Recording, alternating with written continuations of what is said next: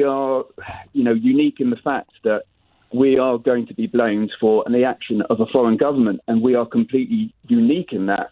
It's almost like we're not considered properly British because I've got my whistle out today. My whistle's in my mouth more than it is on any other issue on this one. So there are plenty of Muslim people listening to this program who get the blame for ISIS. I know they're not a foreign government, but it is absolutely clear. Even Sadiq Khan gets the blame for things that the Taliban does. So it's not that unfair apportioning of blame is not unique to Jewish people.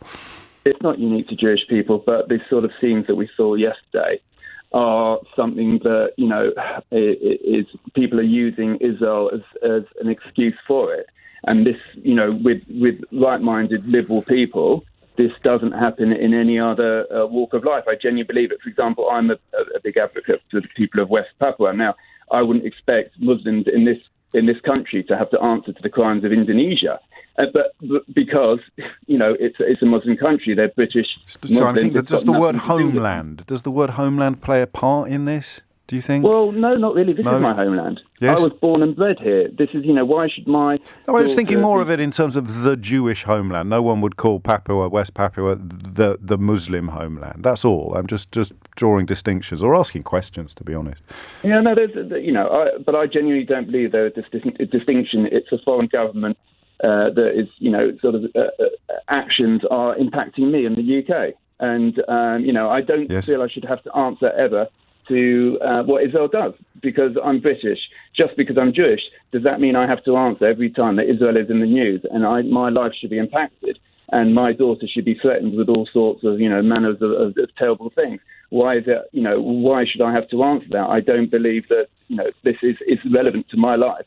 As a Jew in this country. And it's anti-Semitic. It's anti-Semitic to expect you to, or indeed to hold you in any sense accountable for what Benjamin Netanyahu's government or any other Israeli government may do. Is it unfair to ask whether you do approve or disapprove of what's happening?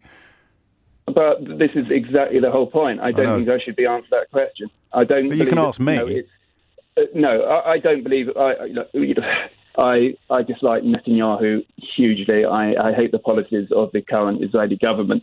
But I've tried to stay out of that because people expect me to have to answer to that. And that, in a sense, is would I expect anybody of any denomination, any religion, every nationality to answer to the goings-on in another country? I would never do that because it's not them. They're not responsible for it. They're British citizens. I guess maybe, and again, constant caveat, if I put a foot wrong, then let me know and I'll fix it. I'll say the same for most of my callers as well.